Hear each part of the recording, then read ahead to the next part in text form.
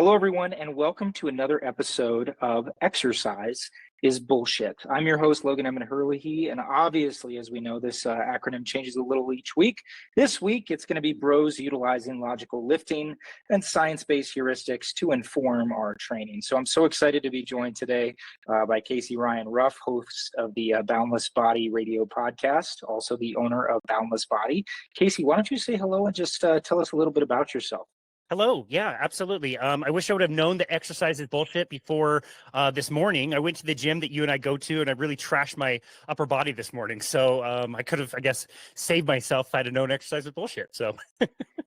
Yeah, so obviously taking the piss a little bit there, as our friends across the pond say. But no, I think it's important that there's so much BS in the industry, and just really trying to cut through some of that. And that's why I wanted to have you on today, because I know you're an evidence-based practitioner. So why don't you tell our listeners a little bit about your story? How did you get into fitness? Obviously, all of these stories, I'm sure, are becoming redundant. Most of us have a very similar story of how we got in here, but it's still interesting to me to hear, kind of what was the why behind your starting to train. How'd you get into the fitness business and then eventually become a trainer and start the business that you have now?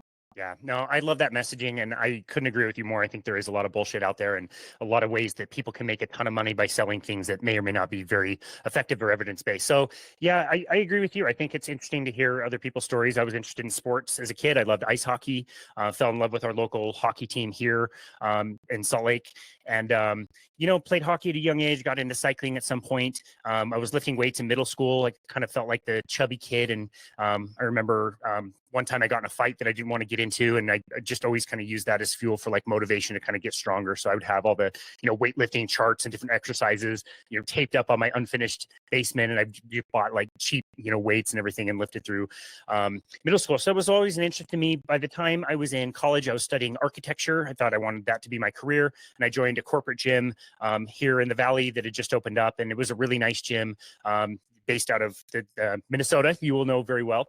And as I was watching the personal trainers, I thought it looked interesting what they were doing, and they were using heart rate monitors quite a bit. And I was very familiar with heart rate monitors because I used that in my cycling training for a long time. I knew how to optimize the heart rate monitors that were out and collect different data and create different programs based on that kind of thing. And so I went into the office of the manager to ask what I needed to do to be a personal trainer. He told me which certification to go get. So I hit the books pretty hard for a few months and got my certification.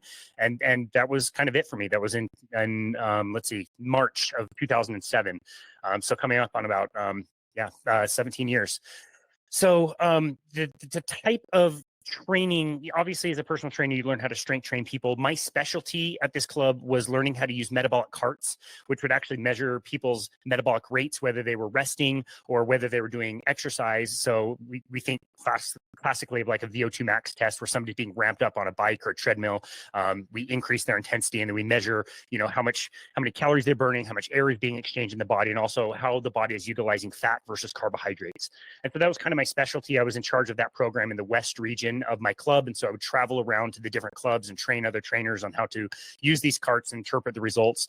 It really kind of changed the way I looked at nutrition, the way I looked at cardiovascular, that we even call it cardiovascular training. Is kind of interesting, like aerobic, anaerobic, however you want to call it, that type of training.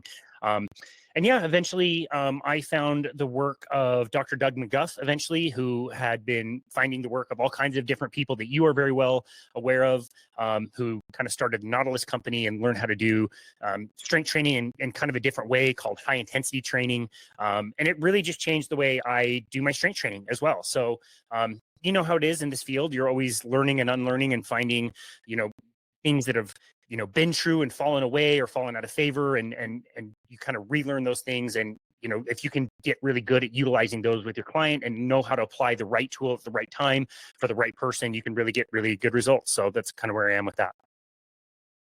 Yeah, I love that. And I want to hear a little bit more about your evolution as a trainer and maybe when you started practicing and using HIIT, because I think it's again, a common story that we've heard, especially with a lot of people in our niche of the field is, I was doing things for a long time this way, and then I realized, oh, well, there's probably a smarter way to do things. So before we jump into that, though, I'd love to hear a little bit more about this metabolic cart thing, because that was something that we obviously utilized in the strength and conditioning department at my college that I went to in Wisconsin at River Falls for my master's there. And those things are a pain in the ass. So I can't imagine like utilizing that in a health club environment. Is that something that's still around, or was that like a limited thing that they did for a while? Because it's just they're such a pain in the ass to work with. I just can't imagine people really wanting to use them on a regular basis.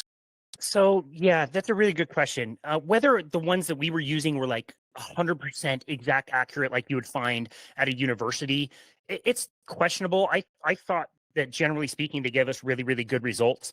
The company that we were using did a really good job building units that were very portable. And so when I say metabolic cart, I really mean like it was a cart that you would kind of push around, and the footprint was maybe, a few feet by a few feet, and it would just stand up and have a laptop and a small box, little black box that would connect, and we'd connect that to an umbilical cord that would connect to a mask on a person's face, and it would collect the air that was traveling in and out. And like I said, I thought the results were very consistent over using them, for 13 years of my career and using them at other clubs and with other people and training people. Like I thought they were pretty reasonable to be able to use.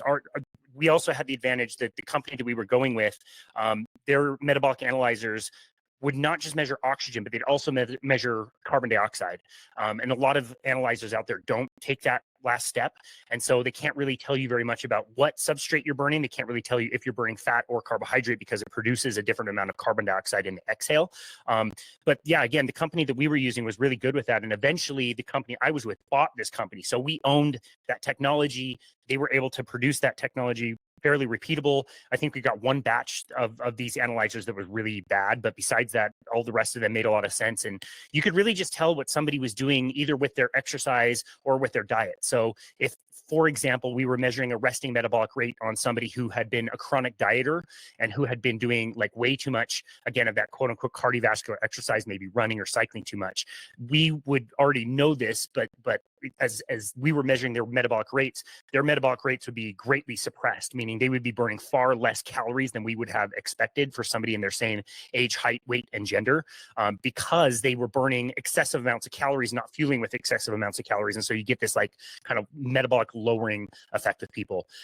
The big thing that I learned, again, with nutrition and with my cycling training is I learned, like every cyclist and endurance athlete learns, is that to be able to perform at the highest levels, you need massive amounts of carbohydrates. And that's what I had been doing my entire career, is eating tons and tons of carbohydrates to fuel my performance while I was on the bike.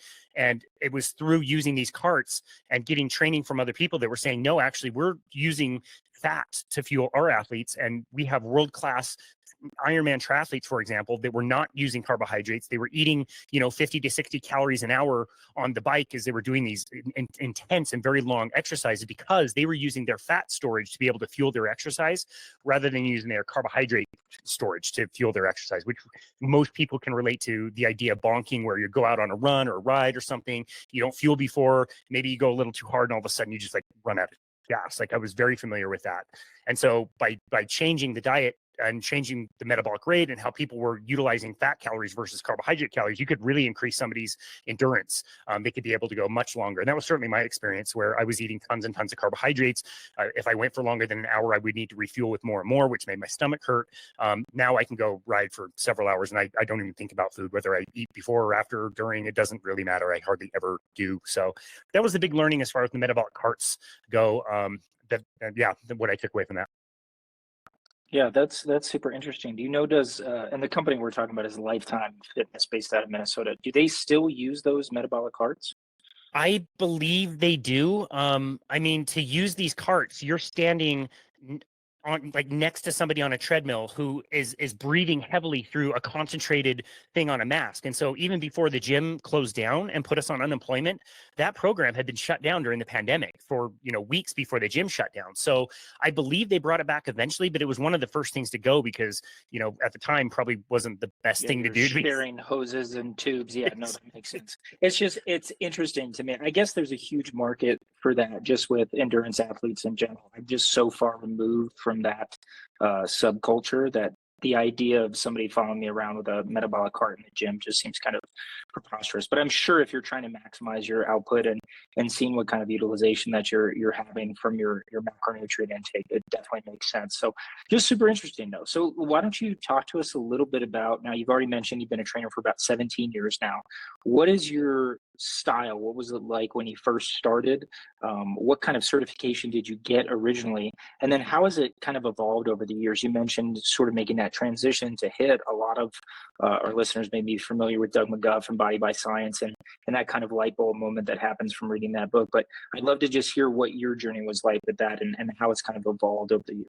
Yeah, absolutely. So the first certification that I was told to get was NASM, which I believe is a fairly widely accepted one. It was the kind of standard for that company at the time.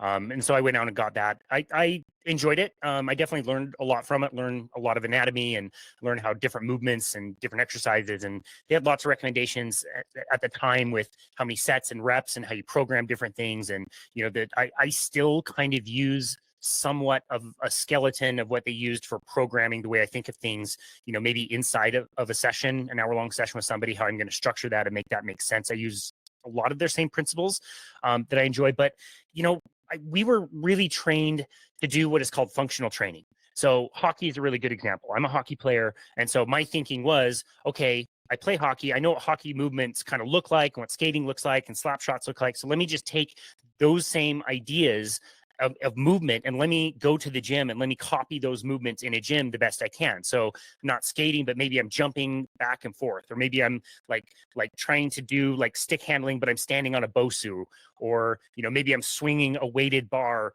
really heavily. And it really was Body by Science that kind of made the point that made a lot of sense to me, that like none of those things are ice hockey. Ice hockey is on ice. It's with, you know, 9 of my other shit talking buddies and 2 goalies that we shit talk. And like, you play it in that certain context. You're on ice, you're skating, the puck weighs what it weighs, your stick weighs what it weighs, your equipment is what it is. It's in that context. And without those same circumstances, you really can't mimic that in the gym. And so the argument for HIIT training and that style is use the gym in a very safe way to make yourself really, really strong, and do that, you know, in a way that is the kind of minimal effective dosage, meaning like get the most out of the least amount of time. If you want to go above and beyond that, like you certainly can, but you're kind of talking about like diminishing returns at some point.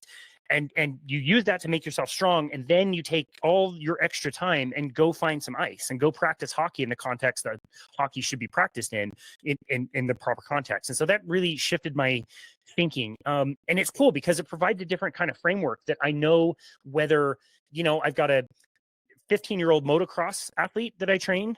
I've got people that are in their 70s and 80s that I train. And everybody has different goals, but those principles can kind of apply across the board. And I know I can train all of those people effectively using those principles, maybe mix in a few different variables, different exercises. You know, it can also depend on what equipment people have available to them. But if you use those core principles, you can really use them with anybody and see really, really great results. You can really make somebody stronger by, you know, forcing that not forcing, but kind of getting to that progressive overload, giving sufficient recovery time, doing another workout. And then, you know, especially if you're using machines and weight, you've got very objective numbers that you can measure. You can make sure that somebody actually is, you know, objectively getting stronger. So that really shifted my thinking, the way that I work with people.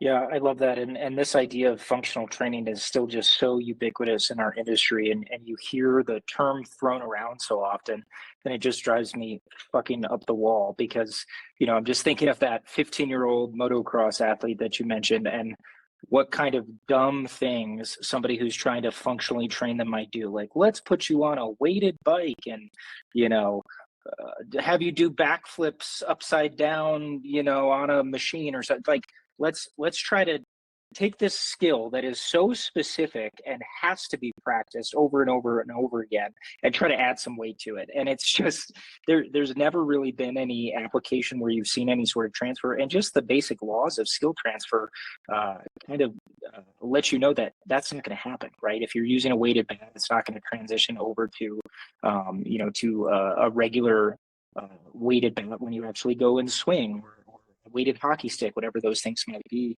but we still see it at the highest levels, and it's just mind-boggling to me. And when I have an athlete that comes in, or somebody who brings up these ideas of functional training, and specifically it seems to be weighted instruments seem to be a big thing still within the industry. Like Titleist, has their golfing academy, and they use like heavier driver heads and stuff, which we know actually slow down your driver head speed.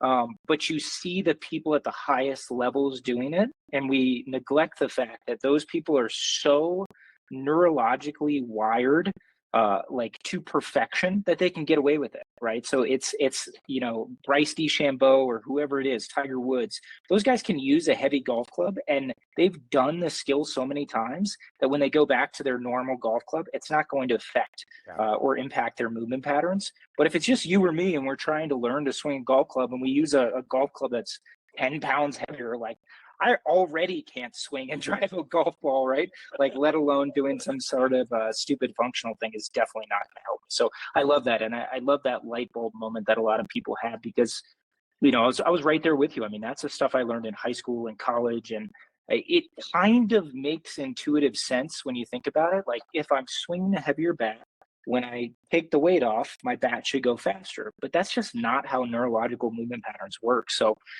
it's super interesting to hear your story and hear how that's kind of evolved over the years. I'd love to hear kind of about your offering, because I think there's so many different sort of varieties of offerings within our umbrella of high intensity training, if you want to call it that. I've sort of shifted to just evidence-based or smart training, right? Because there's so much under the evidence-based umbrella too. What do clients get when they train with you with Boundless Body? Now, it sounds like it's hour-long sessions. What else is sort of incorporated in your program? I think that's always super interesting to hear how people package and sort of sell themselves as professionals. Yeah, the way I sell myself is I tell people I'm really, really good at counting to 12. So everything's pretty much taken care of from there. That's a great marketing campaign. Yeah. Okay, really good question, even to put back on you. We know what this industry is like. We already have a kind of a stigma as personal trainers. And I've been really mulling over for several years, actually, since we started a company. We were unemployed during the pandemic, and the gym called us back, and we would be right back to 100% commission. And this was like in May of 2020. So like that was definitely not going to work financially for both my wife and I, who worked for the same company. So we ended up starting our own company, which is Boundless Body. And, since we started our company, we started our podcast, and I've wanted to come up with some type of a kind of a back end cookie cutter type program to give to people at a really high value, at a low cost, that somebody could, buy and benefit from, and, could make us kind of recurring revenue. As personal trainers, we're obviously a bit limited to our clients and our time in a day. Like, you can't work more than the 24 hours in a day. So we're limited in that way. And I've wondered how to do that. And I've not yet cracked that code. And maybe it's just because I see so many really poorly done and maybe kind of bro douchey whatever content out there that maybe I've got a resistance to it. So I haven't really cracked that code. One benefit that we have of owning our own company is we can be very, very nimble. So we don't have one simple offering. We work with people in whatever way they want to be worked with. So we basically have an hourly rate. And if people want to hire us for an hour a week, 2 hours a week, 30 minutes a month, like, we work with people in whatever parameters that looks like. And, we'll do an intake with people. Sometimes we do a movement screening. Sometimes we just have our, complimentary sit down, 30-minute, 60-minute, whatever kind of consultation to see what people are looking for, what they're after, make sure we're a good fit. And then from there, we really just customize everything to fit the client. So some people need a lot of hand holding, and they need us to explain things. And I always say that every coach or personal trainer at any time should be able to explain why they're doing something. Most of my clients don't care, right? I can do the programming on my side, show up with the program, take them through it, and they will not ask any questions like, what is this working? Why am I doing this? Why are we doing this many sets, reps? Why are we using this equipment? Whatever. They don't care. But I do say that every coach and trainer should be able to answer that question at any time if they're asked. So, I do a lot of work at people's homes where they have whatever setup they have. I have a portable kind of set of equipment that is, a few bands, some different just things that I can bring around, and whether we're training in somebody's garage or basement or on their porch or in a park on a tree, like we can work with all of that stuff. You and I, again, kind of mentioned that gym that we both go to. They graciously allow personal trainers in for a really good, favorable fee, and I can bring my people there and have a nice gym, and we just pay a little bit more to access their equipment, which is incredible. They've got a lot of amazing equipment. So yeah, our plans are very flexible, and the people that we work with also have lots of different preferences and things that they want. So the last client that I trained, he needs variety. If I do the same workout twice with that guy, he will fire me. And we've worked together now for like 14 years, 3 days a week. So when I'm programming for him, I need to make sure that we're doing different things, even if it's the same workout with different reps or a different order, or different set, like that's his priority. And so it doesn't matter what I think is the very best program for him, evidence-based. He needs a variety, so we train him that way. The next client that I'm seeing after this is going to be at that gym. He couldn't care less about variety. We use his tonal when we're at his house, and I programmed workouts for him a year and a half ago. We run those same 4 or 5 programs just based on whatever he wants to do on that day. And when we go to this gym, we do the same exercises in the same order every time. He does not care. In fact, he doesn't want variety. So I think it's interesting to cite the study. I don't know the details, but I just know a study was done where they took 2 groups of people, and one group, they did the same workout every single time for however long the study ran, 6 weeks, 12 weeks, whatever it was. The other group, they gave them more variety in their workouts. And they found that the first group that did the same workout, they got the better results, but the second group was more engaged. The first group got really kind of bored with what they were doing. And so as trainers, you got a lot of things to kind of consider when you're coming up with the program design. And it's one thing, again, to create like the very best program with the very best equipment and everything you have available. But if your person doesn't like it, if they can't do it, if they're not going to stick with it, that's not the best program. So what we try to do, attempt to do with our clients is to provide them the very best service, the most hands-on. I create all the workouts that I do if they want them in a software program that I can filter down based on whatever equipment we have available for that session. So they get a hard copy of the workouts that they like. They can see their progress along the way. And, one of our strengths, again, is to be really nimble and work with people in that way. And we also retain our people really well. So if people start working with us, they not only they not only appreciate the workouts, but hopefully we're doing a good job being their friends and supporting them and asking about their day. And so much of personal training is that it's the personal side of things. And so, by being a good therapist and counting to 12, you can kind of retain people a little bit more. So that's kind of what it looks like to work with us. Yeah, I've got a few questions there. I think that's super interesting because, in the franchised model for the company that I work for, you obviously have to sort of niche down your offerings. It's become very clear, like in this competitive gym culture, that the more specific you are with whatever the offering is that you have, the more you're going to stand out among the marketplace, right? If you go to a place like Lifetime, they've really started to, and I can't speak for Lifetime specifically, but in general, those big box gyms, they offer everything, right? So essentially they offer nothing. Right? You want to go to an expert who can give you advice on spinning. You don't just want to go to a spinning class at, Lifetime. So you want to go to Cycle Bar. You want to go to one of these other places that just does cycling.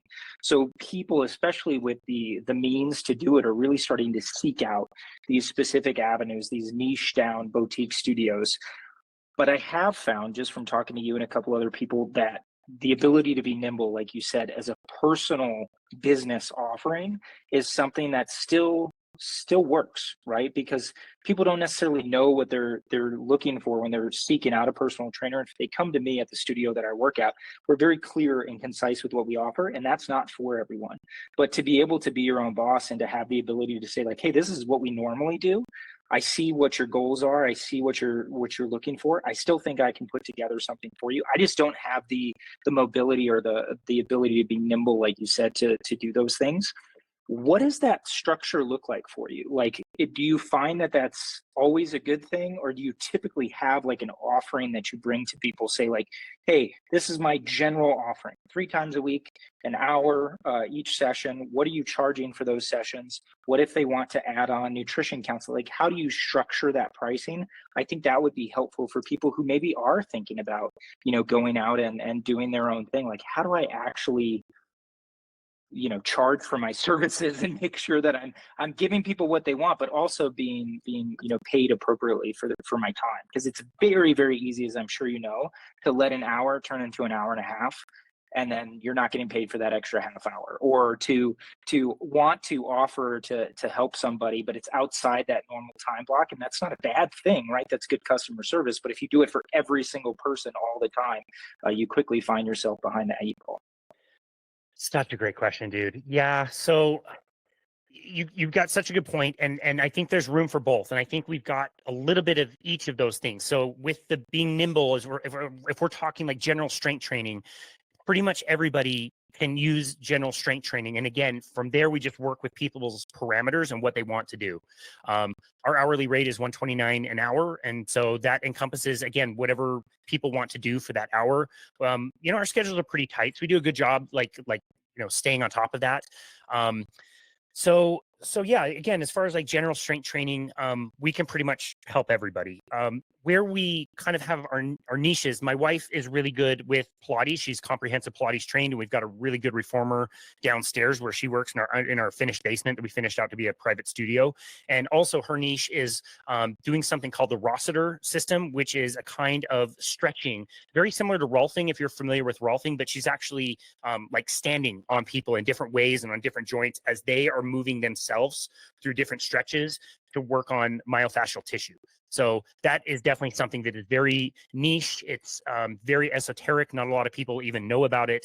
And it's really amazing. She gets incredible results. People that have seen chiropractors and physical therapists and have been in chronic pain for a long, long time, 1 or 2 sessions with her seem to really get people out of chronic pain, which is really amazing to see. I'm obviously very partial because she's my wife, but so that's part of where we kind of specialize. And the other part where we really specialize is my work with metabolic hearts, and learning about nutrition really led me down the low carbohydrate, then the ketogenic, and then now the carnivore kind of path. And that's kind of the path that I've taken. So the first certification that I got during the lockdown, when nothing was going on and we were unemployed and really confused, was I went to a carnivore nutrition website and got certified as a carnivore meat-based kind of health coach, nutrition coach. So on top of my normal nutrition coach certification, that kind of took me one step further. So I am actually listed on a directory. Who is that through, by the way, Casey? It was through Dr. Sean Baker, who was the. I was gonna ask, yeah. Yeah, the initial. Great. Yeah, he is really amazing. He just made his second appearance on the show. It'll be several months after this episode gets released on your show, but people should go check it out. He was just on Rogan this last week, and it was really, really good. That was the first time I'd ever heard about the carnivore diet, was him on Rogan, and I thought it was so ridiculous I turned it off halfway through the episode. I didn't even go back and listen to it until earlier this year, even though I had been working for his company for a long time. So I had been listed as a coach on one of his websites, and since I jumped on really early after he offered the profile, I was one of the top rated coaches, and I was coaching people all over the world for the carnivore diet. So I just kind of tell people, I'm not the person who is, yelling at vegans and telling them they're stupid on Twitter. I'm the one that people come to if you want to try a carnivore diet. Yelling at vegans. Yeah. So that is also a very strange kind of specialty. You know what I mean? That definitely sets us apart. And if somebody comes to me and says hey, I want to work with a nice vegetarian offering, I just tell them, that's awesome. You're barking up the wrong tree with me, but let's go find you somebody who can really help you, because I'm not able to do that. I've tried working with people with plant-based diets for ages and couldn't get any good results. And so let's go find you a smarter nutritionist than I am. But if you want to work with us in that way, we can. That's a way that we can specialize. I've got one guy who is pretty young. He's in his 30s. He's already on a statin. He's already on blood pressure medication. He told me the first day we started training about a year ago that he was already on the best nutrition plan. He's already eating tons of whole grains and vegetables, and I don't need to tell him anything about nutrition. I said, that's fine. I still train him every single week, and his weight has gone up and his body fat has gone up, and we just don't really talk about it. So, so those are, I guess, some of the ways that, again, we can be nimble, but we also have those specialties to say that we really concentrate on this. I can tell you about nutrition, but if you really want to know nutrition, we got to get to some of the low carb carnivore type stuff where I can really kind of hit my stride. Yeah, no, I do like that idea of having specific focuses, almost sub niches, within your offering, right? So it's like, here's our main umbrella plan. This is going to work for 90% of people. If you want to take the holistic route and try this new avenue, we also specialize in that, but we're not going to push it on you. And I think that's something that, again, you can have the flexibility, because, in my current position, we just try to stay out of the nutrition space altogether. And I have my own beliefs, and I have my own understanding of what I think is the best offering, which actually, funny side note, I did watch that episode with Sean Baker, who I think is awesome.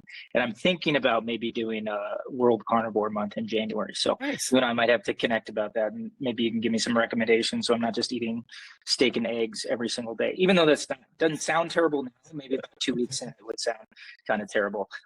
Okay, so Casey, before we move on to how you think about programming, and I really want to dive a little deeper into that, because I think it's interesting to see the nuances with different trainers and their styles.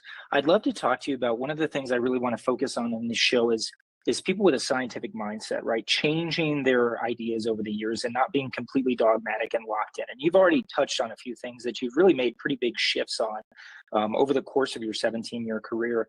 I'm just wondering, is there anything from an exercise science, nutrition, whatever the perspective is, that over the last, say, 1 to 5 years, you made a complete 180 on, where if I'd have asked you at the time, you would have been dead set, 100%, this is the way that things are. There's no ifs, ands, or buts about it. But now you've really sort of taken a dramatic shift in that particular area. Anything that sort of stands out to you? I love that question. Yeah. I mean, I've personally been doing a carnivore diet for about 4.5, almost 5 years.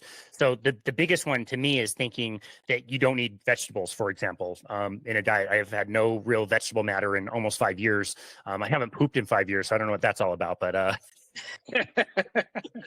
no. And so that's like the biggest one. And once you're in this world, in this space in nutrition, you're swimming upstream, right? You're going against everything that everybody is saying. And so you have to be very good at that science, and you have to like really dig into what people are saying. When every headline that comes out says that keto is going to give you a heart attack, or that, the latest one that meat is going to give you diabetes. Like, you have to understand how these studies are done. It's ridiculous, dude. It's so dumb. And they're population-based studies, and they're only looking at one small thing, or the difference, the P ratio between the group that something bad happened, the group that something good happened, is not statistically valid. Like, you have to know what you're saying. And I have to be very careful about saying things about cholesterol and what we know and what we don't know, and talking about fiber. Where did that science come from? Where did the idea that we need whole grains and vegetables come from? How was the religious side of things influencing that in the Seventh-day Adventist Church? There's just so much that you really need to dig into if you're going to go out and tell people that they can eat an all-meat diet. You'd better damn well know your science, and you better be willing to say what you think you know and what the science says and what it doesn't say. And so that's really helped me to take a more kind of scientific look at things. On the exercise side of things, in the last 5 years, like, just getting more into the idea that, again, jumping on a treadmill and doing, an hour-long workout where you're huffing and puffing and sweating a lot, like, it's really not that helpful for you. It's not going to do very much for most people and what their goals are. And that really strength training should be done with a certain level of intensity. And regardless of exactly how the details kind of shake out, what people are willing to do, the principles of strength training are the principles of strength training, and they're simple. They're not easy. They're not easy to do. My workout sucked this morning, but it is simple. And if you follow the right rules and follow the correct principles that we know work, you'll get the same results. And so that, for exercise, that's been a huge thing, I would say. And maybe just one more that I'll throw out there, just because it's kind of weird and different. One thing that I've really shifted my mindset on is footwear. And, the big bulky shoes that I used to wear have changed drastically. I only use very minimal footwear, or try to be barefoot as much as possible. And that's really made a huge difference in my life. So that's another little weird lifestyle one. But as far as nutrition and exercise go, those are the two things that I've really kind of changed my mind about and involved with. Yeah, and Casey also told me off air that he likes to sun his butthole for about 30 minutes every morning too. So he's kind of off the Richter scale a little bit. No, I think it's a good idea. Everybody should try. I don't know. no. Science says. I agree with a lot of the stuff you said there, and I've had similar shifts. Again, I'm not necessarily full blown like carnivore space, but I do think there is some, for lack of a better word, a massive amount of fuckery that's happened in nutrition science over the last 50, 60, 70 years. And it's sort of been built upon this house of cards, so to speak. And it's hopefully starting to shift, but it's just interesting to see the vitriol and the hatred that comes from people when you start talking about, like, well, maybe big business and big agriculture doesn't have our best interest in mind. It's like, oh, you're yeah. So anyways, we don't have to go down that road because that's a totally different podcast worth. But let's start talking. You mentioned these principles of strength training here. Talk to me about how you think about programming for clients. How do you approach that programming? And what is your thought process right now? I'm sure it depends on what the person is looking for from a frequency perspective, but do you typically focus on full body? Do you like to do splits? What is the average person that's coming to you looking for? Are they trying to be a bodybuilder? Or are they just trying to feel better? Like, talk to us a little bit about how the average Boundless Body client looks when they come to you, and then how you think about putting their program together. Excellent. That's an excellent question. I love thinking about these kinds of things. I'll start with a more like macro level. On a higher level, I'll just say also that, like, if you look at me, like, I'm not much of a bodybuilder. I don't really work with a ton of bodybuilders. So if there's a population we don't work a lot with, I can give you a few principles. But bodybuilders are awesome at being bodybuilders, and they know everything about bodybuilding. So generally speaking, they're not going to seek me out for any of that. But on a macro level, yes, we're considering somebody's goals.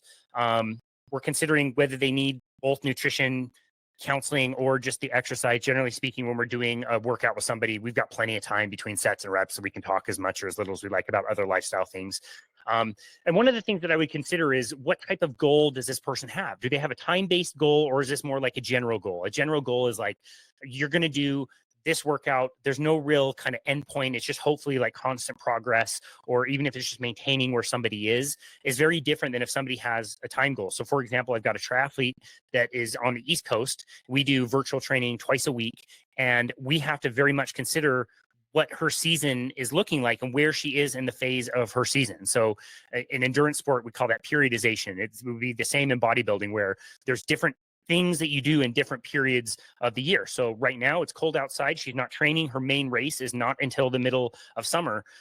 It would make no sense to do very specific training, very hard training specific to that event that's 7 months away. That makes no sense. This is a good time for her to rest and relax and recover and not run repeatedly and do different kinds of strength training things that work maybe in a different way that we would normally work. And as we're getting closer and closer and closer to her main event, now we need to get more and more and more specific to the things that she's going to be doing. So that's one thing to consider on the macro level. We also need to consider, how much time we're working with people. So we don't just work with people on 1 hour sessions. I've got several people that do half-hour sessions. In an hour session, I know I've got more time that I can do mobility work with somebody. I can maybe do some core work in a session with somebody.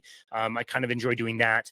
We've got more time to work on like ancillary muscles, biceps, triceps, smaller muscle groups, things of that nature. In a 30-minute session, all I'm concerned with is, like, what's the priority? What's the biggest thing that we can do that gets the biggest bang for the buck? So I'm looking at what I would consider some way to do what I call like the big six. I've stolen that from many people. Or the big five is, Body by Science calls it. Like, what are the pushing and pulling movements horizontally, vertically in the lower body that we can do a type of, way to activate all the biggest muscle groups and work them. That's my priority. So, with the splitting, it also depends on how many times somebody wants to work with me. So one example, I've got a family that I work with. They train 4 days a week. They want sessions 4 days a week. And so we have to have splits. The way our schedules work, they've got back-to-back sessions, which wouldn't necessarily be ideal. It just means that as a trainer, I've got to be very, very considerate of what moves I'm doing on what day, so that they're not overloading, and that's a challenge too, because I could be training anywhere from 1 to 4 people in that family at a time, and each one of them has separate goals. And so you're always kind of balancing, that type of thing. If people are doing 1 day a week, I want the priority. I want to get to the most important stuff that's going to accomplish the most in the least amount of time, and know that whatever, other stuff, core work, mobility, whatever, I can create a program and give that to them, and it's on them to take care of that on their own time. So that's kind of the way I think about kind of splitting things up. And then again, it's just being really pragmatic about what equipment do you have available, what does somebody like and not like, and how can I ride that line of balance between what's going to keep somebody really engaged and give them enough variety that they're interested in it, but also remembering the principles are the principles, like we said, and we want, whatever we choose as a deadlift this week, we kind of want to do some type of a deadlift pattern once a week. I think that's a really important exercise as an example. So unless somebody has like really egregious movement pattern things that need to be addressed, I don't see a ton of those. If they do, we'll kind of program around that, and maybe we're doing more pulling movements than we're doing pushing movements. But for me, I'm sure you're kind of the same. When I got that first certification, that was the best day of my personal training career. I knew the most on that very first day because I knew exactly how somebody squats. I knew exactly how somebody deadlifts. I knew exactly how somebody pushes a weight overhead. And it's just that one way. And so you can jump in and correct 100 things. Oh, your toe is turned out by 2 degrees, or your knees aren't moving in the right direction. And it's like the longer you do this, the more you realize people move in so many different ways. I almost never correct somebody unless it looks like they're going to get hurt. That's pretty much the only time I'll step in and say that, like, okay, let's change this. Otherwise, I just kind of let people go. But yeah, that's kind of the way I think about my programming. When you appeared on my show, Boundless Body Radio, oh, go ahead. Yeah, I was going to jump in there with a couple of things before you keep going. I love the idea of the movement pattern thing. I was actually talking with young, he's got his master's now. He's going to be a PhD student soon at Lehman College. His name's Max Coleman.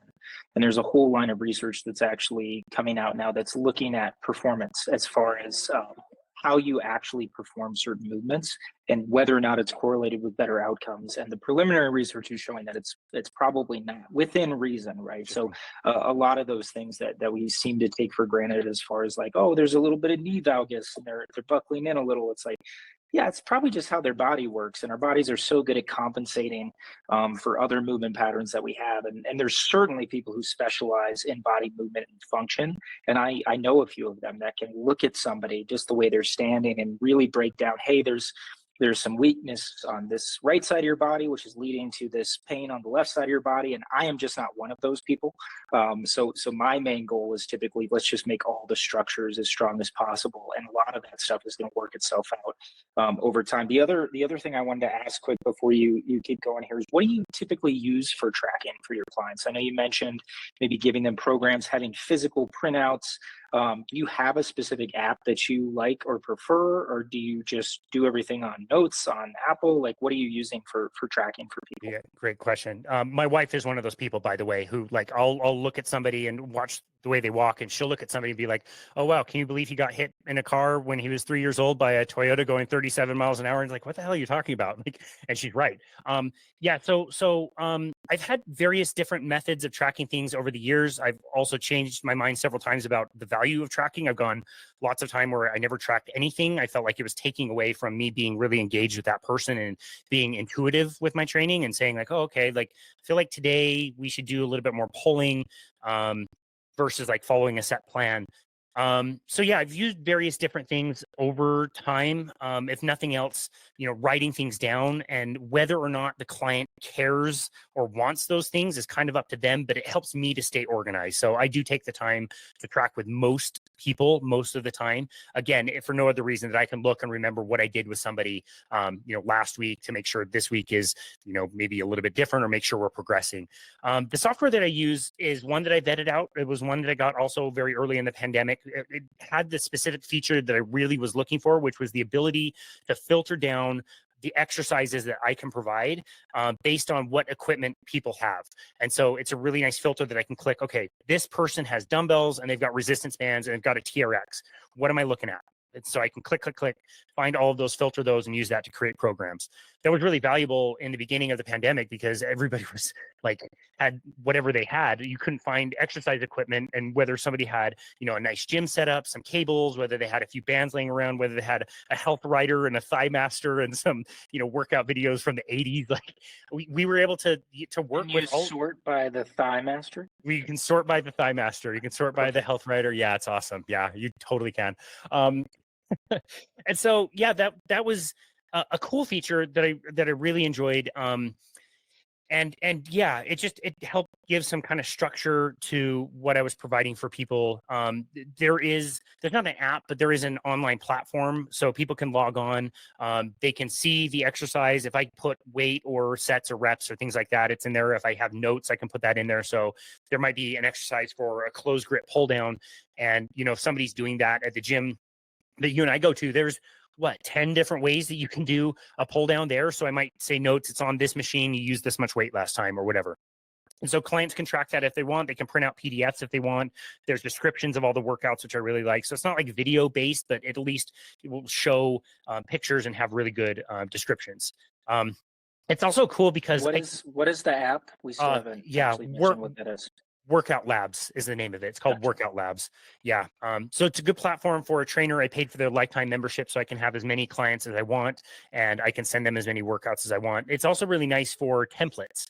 And so if I want to create a generalized workout program that I can just give to anybody if they ask, I can create that one time and plug and play into different people's accounts. And it just adjusts, based on some basic things that they have. So that's what I use to track. And I've really enjoyed it. I think it's been a really good kind of a program to use for at least what I'm doing. Yeah, I love that. And that was actually going to be one of my questions was, how do you think about pre-made templates? Because I try to customize to the person that I have in front of me. And obviously we have specific equipment that we use at the studio that I'm at. But with virtuals especially, I think a good program is a good program. And for the most part, unless you have very, very specific goals, which a lot of times people that come to me just have very generalizable goals. I want to feel better, look better, things like that. A good workout is a good workout, right? And we know that we're going to rotate through it every 2 to 3 months anyway. So I may put 5 different people on similar versions of an almost identical program just based on what equipment they have available. And that's something I've definitely changed on over the years, where I used to write a specific program for every single person that came in. Customized to them. And then, after a few years, I was like, what the fuck am I doing? Like, Bob and Tom could both do the same thing. They have very similar goals. We just need to adjust, or if somebody can't do a particular movement pattern based on some limitations, okay, well, let's substitute that exercise out for something they can do. So that's something I've definitely changed my mind on over the years. When you have somebody for that full hour, are you typically programming like a single set approach, or do you do multiple sets? How do you think about that interaction of volume and frequency when you're programming?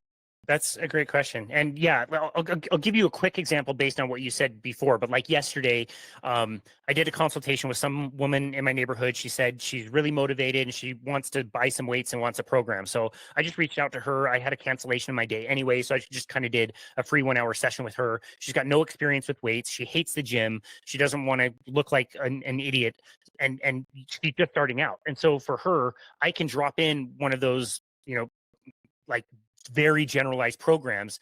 And you're right, like that's a good program. It's not a great, perfect, exact program, but it's something that's going to get her really great results. And, I've periodized it over time. And that's an example of where you could use something more general and people would get a benefit out of it. And now, of course, okay, so inside of an hour-long workout, generally speaking, again, there's some variance to this, but if we're doing an hour-long workout, I want to spend the first quarter, third of the workout doing typically like core specific things to warm up. So I will generally have some type of a static core engaging activity, like maybe a plank. Maybe we flip it around and do some form of a bridge. Maybe we're doing side planks. Maybe we're doing bird dogs. Maybe we're doing dead bugs. Just something to kind of warm up and turn on and engage the middle part of the body. I really like to also incorporate things in different planes of motion. So let's get somebody twisting a little bit. Let's get somebody moving in the lateral plane a little bit. Just this is a generalized movement. It's not very heavy. It's just kind of, let's get the heart rate up. Hopefully we're engaging the core a little bit. Before we go to the major exercises, I will generally take a multi-set approach. I also think that depends on how advanced somebody is. So high intensity training, it's high intensity training. Like, as you know, like the intensity is quite high and it quite sucks. Like, it's not that fun to do. And so if I'm taking a newbie through that type of a workout, there's no way they're going to be able to handle that from the beginning. They don't even know what that feels like or what that could look like. And I don't want to scare somebody away. And I don't want somebody to be bedridden after their first session. And so generally speaking, we'll start with 3 sets, I'll probably count some reps, even though, the saying goes like we count reps, but reps don't count. At least it's something for you to like measure and track and, gives you a marker that somebody can shoot for, which is fine. And we're just coaching kind of basics. And over time, as I've been working with somebody longer and longer and longer, I'm starting to teach them like, okay, especially as you're getting to the last set, no matter how many sets we do, whether that's 1 set, whether that's 3 sets, 4, whatever is in their programming, but as we're getting to the last set, especially, I want you to get familiar with that feeling of that intensity, get familiar with the feeling of feeling anxious and the burning that's really intense in the muscles, and you get kind of shaky, or I see people try to speed up because they want to like get through it a little bit quicker. And I want somebody to pay attention to that, start to feel into that, and every time just kind of push into that just a little bit further, knowing that the body is really abhorrent to building muscle and making itself stronger. The way we evolved, that just wouldn't have made a lot of sense, because it would have made us more inefficient with our calories. It makes us burn more calories all the time. And in a world where we assume there's probably a little bit more food scarcity and calorie scarcity than we have today with this, influx of ultra processed foods, it's a good thing. But we need the body to go pretty close to its edge of what it can do, so that it knows that it has to be stronger. It has to build the bone density and the connective tissue and the muscle mass and all that stuff. So over time, the more and more we're doing that, I'm trying to push people more and more on that end. And again, I'm just working with the time variables that they have. If we're doing a 20-30 minute session, that might just be 1 set. If somebody has an hour, we've got time to give kind of a set 1 warm-up, set 2, push a little bit further, set 3, let's go as close as you're willing to go to your kind of edge. And that can be done. And if we need to add a 4th set, if we need to add a drop set, if we need to do something to continue to push into that intensity, we can do that. But those are more advanced techniques, in my opinion, for somebody who's been doing this for a while, Yeah, why don't you talk to me, because that was going to be my next question, about some of those, what we would call advanced overload techniques or finishers, however you want to look at them. When you're working with somebody who maybe is strapped for time and is only doing a 30-minute session, so maybe they're trying to fit in 6, 7, 8 movement patterns, and you're doing a single set of each, are you incorporating some of those advanced techniques? Do you ever use those with your people that are maybe in hour-long sessions? Or how do you think about that when it comes to whether it's a drop set, you do heavy negatives? What are some of your tools in your tool belt that you're using to incorporate some of those intensifiers for people? Yeah, another really great question. Intensifiers, I'm going to take that. That's good. I like that. I like to think about it that way. Yeah, I mean, anything is open. If you're talking about a 30-minute session once a week, like you've got to capitalize on your time. You've got to take that person to that edge, and you've got to squeeze in all of those priority exercises, squat pattern, deadlift pattern, rows, chest press, shoulder press, pull down. Like you want to get to those in that time, and you really want to fatigue those muscle groups, you know what I mean? Like those multi-joint kind of movements that you're doing. And so really all of those are fair, and I'll try to use any of them that I can. A drop set, so maybe you're doing 1 set to failure, you're moving at a slow tempo, whatever that is, you get to the edge of pulling down maybe 100 pounds. Okay, well, let's set that down, take a 10-second break, I'm going to drop this to 80, keep going. In 30 seconds or a minute, you're going to fatigue again, take a little break. Okay, let's drop it again, maybe to 50 pounds, 60 pounds, whatever. That's fair. I will sometimes have people do an isometric hold, especially on a pulling movement where they're kind of getting the feel of like, I don't even know what it feels like to squeeze my back together. Well, let's hold at the end range and really get that feel, and now push for that every time. I really enjoyed using the different ranges of motion and working within those ranges of motion. So with pretty much every movement pattern, there's places in that movement where you're less mechanically advantaged and places where you're more mechanically advantaged. And so you can exhaust somebody in their least advantaged kind of range of motion, and then move it to where they have more, and move it to where they have more. And you can really leverage that to get good results. And so all of it is fair game. The name of the game is getting to deep intensity. However you do that, however many sets or reps it takes, in my opinion, the goal is to get to a very, very deep intensity. Maybe not a 10 out of 10 for difficulty if somebody can do that, but maybe it's damn close, or maybe it's an 8 or a 9 for what somebody's willing to do. So yeah, as far as advanced techniques, whatever gets somebody there is fair game, in my opinion. Yeah, I love that, and I'm on the same page with that. Let's talk about as we wrap this up, Casey. Just because you've been in this industry for such a long time, what are some programming mistakes you maybe see from other younger trainers, people that are newer into the industry? Whether it's actual programming as far as like what kind of exercises they're doing, or it's simply how they're presenting themselves. I think one of the big things I see, and that's why I wanted to ask what you actually charge, is undercharging for your services, which I don't think you guys are doing at all. That's one of the higher price points that I've heard, and I'm sure you deserve every penny of it. So to I guess some words of wisdom from somebody who's been doing this for almost 2 decades, for somebody who's maybe newer to the industry, maybe thinking about branching off on their own, some parting knowledge for that person of mistakes you've made that you've learned from over the years. Such a good question. Maybe this will be a little bit less conventional, but it's something I was actually thinking about today as I was at the gym training my client and watching another personal trainer. Um, the programming is very important. What the exercises, the sets, the reps, all the technical things that we talked about, that is all very, very important. You should focus on all of that. And if you get the exact right workout and you don't care about your people and you don't ask about them and you are disengaged during your session, it doesn't matter any of those techniques. Like, they are not going to stick with you. They're not going to hire you. And again, I just saw it today. Like, there's a trainer, he's looking around, he's with his client's on his phone for part of it, and they're doing an exercise and kind of parked up on a machine, and this guy is not paying attention to anything. He's not talking to him. He's looking around. He's on his phone. Like, that to me is pretty unacceptable. Like, whatever route you want to go as far as programming, like, at the end of the day, like, a lot of different things can work for a lot of different people. And the point is, if you're doing anything, that's awesome. But yeah, what advice I would give to somebody, if you have all the technical knowledge in the world and you're not personable and you don't care and you don't have the skill of listening, you need to work on that first, because you're going to have a tough time retaining business. And I've learned a lot over the years. I've been wrong about a lot of things for a lot of my time, but I'm able to work with a lot of my same people for a lot of the same time because I give a shit and I care, and I'll talk to them and I want to know about their lives. And these people, at the end of the day, they're basically my family. You know what I mean? Like, the people I spend a shit ton of time with, I know more things about some people than probably their spouse does, because we spend so much time together. And so my advice for a new trainer is, like, keep learning, keep pushing. The techniques are important. Like, I never listen to music in my car. I always have a book or a podcast on. You need to keep doing that. You always need to be evolving in the way that you're learning your craft. And you really need to give a shit about the people you work with, because at the end of the day, they're writing your paycheck. And again, you can have all the technical knowledge, but if you're a shitty person or you don't care enough for your client, you're going to get fired and you're not going to have a chance to showcase your skills.